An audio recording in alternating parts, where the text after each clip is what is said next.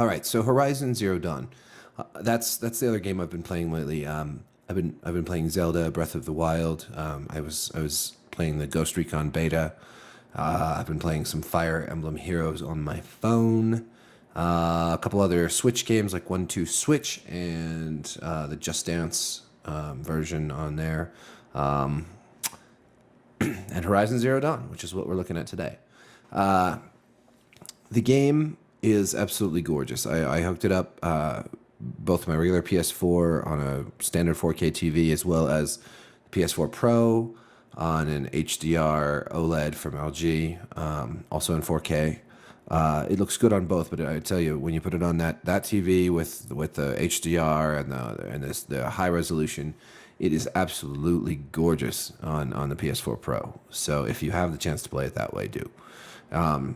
And it is I'm gonna say an almost generically gorgeous game, because you have this beautiful open world, these mountains off in the distance, and mist rising, and sunsets and sunrises, and just it's in so many ways it's just an absolutely lovely game to look at.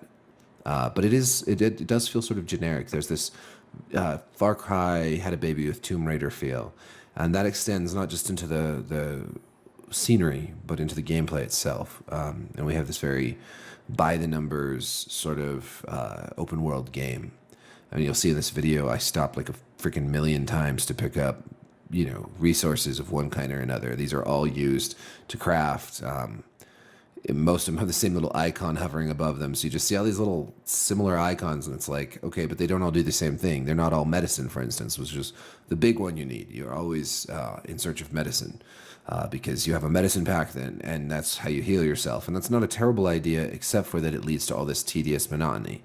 You don't even heal up at a camp, and there's no auto heal on the life bar. So that kind of reminds me a bit of Bloodborne, which was a fantastic game, but you had to constantly find blood vials, and that became tedious.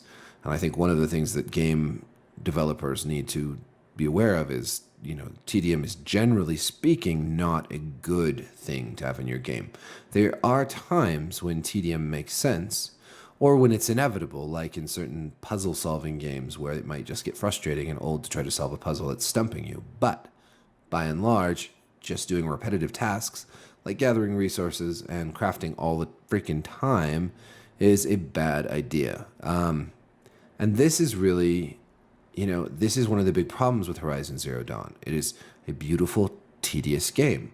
And part of it is that these things that you do are, it's a little time consuming too. So you have to stop, lean down, harvest the I don't know, herb or branch or whatever, all these things you're constantly picking up. You have to search corpses, and I would compare that. There's actually a lot of ways you can compare Horizon Zero Dawn to Legend of Zelda Breath of the Wild. They're both open world games.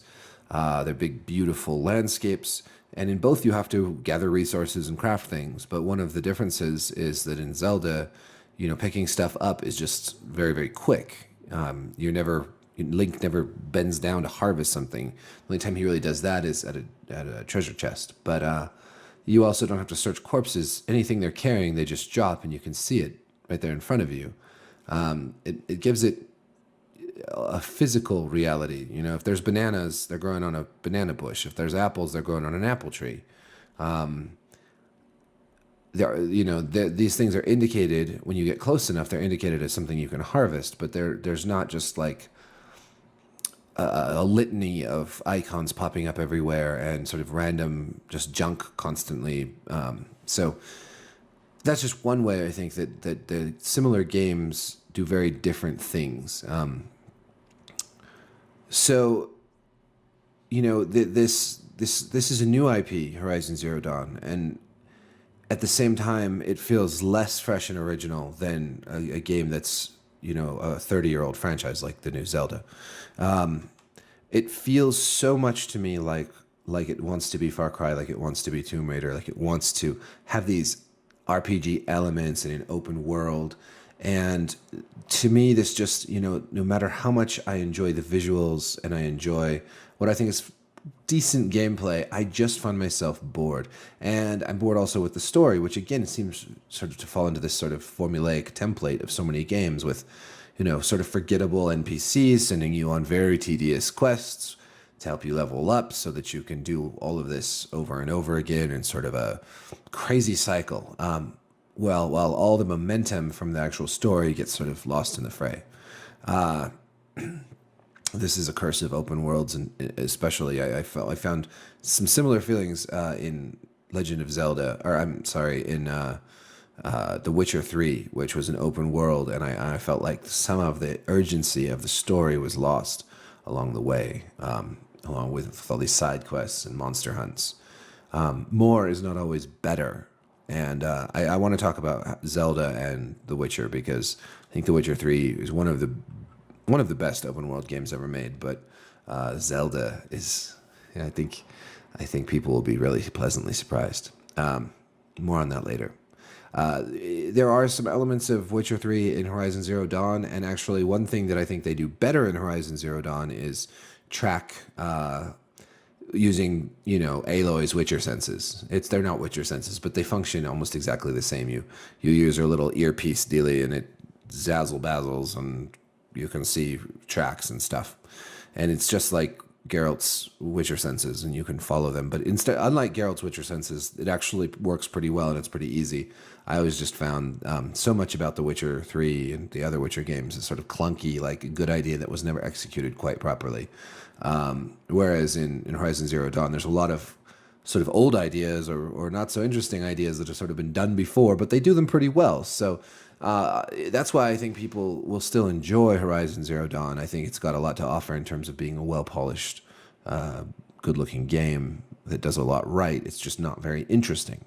And part of that is just that I play a lot of video games, so I've played so many games like this that there's nothing really that surprising. I mean, I ought to be in more wonderment and awe when I see a giant dinosaur robot trudging across the countryside, but I'm not. Maybe that speaks as much to my jadedness or my overdose of video games, but I think that if Guerrilla Games had done something more unique with the gameplay, if they had not bogged the game down in fetch quests and side quests that are boring and silly, if they had done something new with the RPG elements, because everything is just RPG elements these days without really thinking about how that ought to work or what's interesting about it, I think that there is a base here that is good enough, but it just was never sort of taken to that level that it could have been taken to, and that's really that's disappointing.